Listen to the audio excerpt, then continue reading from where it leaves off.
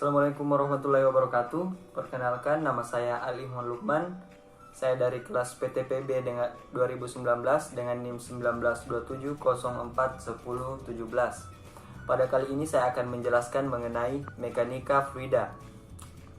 Pada dasarnya, mekanika fluida adalah ilmu pengetahuan yang mempelajari perilaku fluida dalam kurung cair dan gas dengan sifat dan karakteristiknya serta hukum yang berlaku di dalamnya, baik dalam keadaan fluida diam ataupun bergerak. Adapun ruang lingkup fluida, yang pertama itu iklim dan cuaca, yang kedua kendaraan seperti mobil, kereta api, kapal laut, dan pesawat terbang dan lainnya. Yang ketiga ada lingkungan. Nah, lingkungan ini seperti polusi udara, pencemaran laut. Yang keempat kesehatan dalam biomedikal. Yang kelima rekreasi dan olahraga. Yang keenam industri petrokimia dan perminyakan. Yang ketujuh konstruksi bangunan seperti gedung, jembatan, dan lain-lain. Nah, pada fluida adalah sebuah zat yang akan terdeformasi, mengalami perubahan bentuk secara terus-menerus atau kontinu. Jika dikenai tegangan geser, seberapapun kecilnya tegangan geser tersebut diberikan. Nah, fluida itu terbagi menjadi dua. Yang pertama, fluida terdeformasi. Perbedaan fluida dan zat padat secara kontinu seberapapun gaya F dikenakan pada fluida dari T0, T1, T2, dan seterusnya. Nah, yang kedua itu zat padat tidak akan terdeformasi secara kontinu selama gaya F yang dikenakan lebih kecil dibanding batas elastisnya. Adapun jenis fluida, yang pertama yaitu cair, molekul saling berdekatan.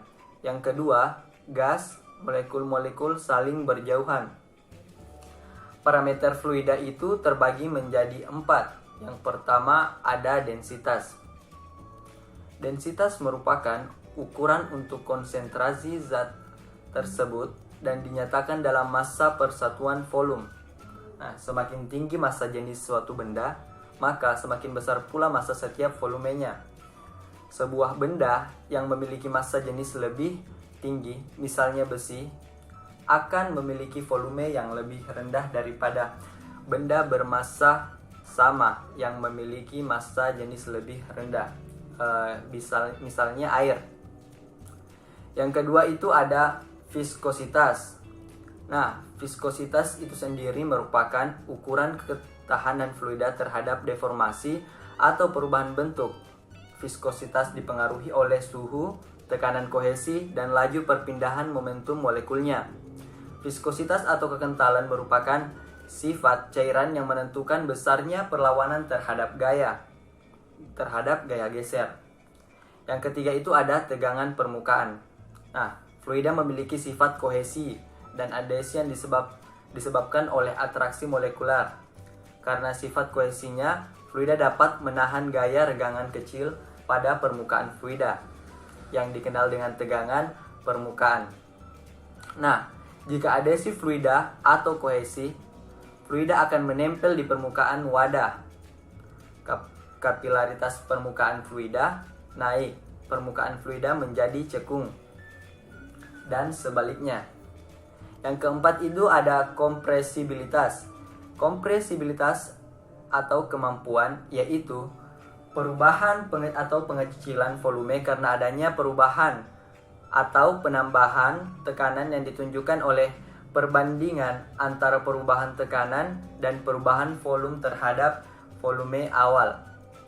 Contoh aplikasi mekanika fluida pada teknik pertanian itu yang pertama hujan, gerakan udara sebagai angin, evapotranspirasi. Yang kedua, pemberian air untuk tanaman atau biasa disebut dengan irigasi. Yang ketiga ada bendung.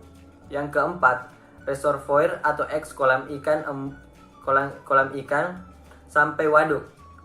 Yang kelima ada pompa air, pompa bahan bakar dan pelumas. Dan yang keenam ada sistem kompresor bahan bakar atau kompresor udara.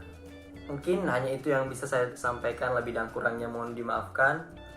Wabillahi taufiq wal hidayah. Wassalamualaikum warahmatullahi wabarakatuh.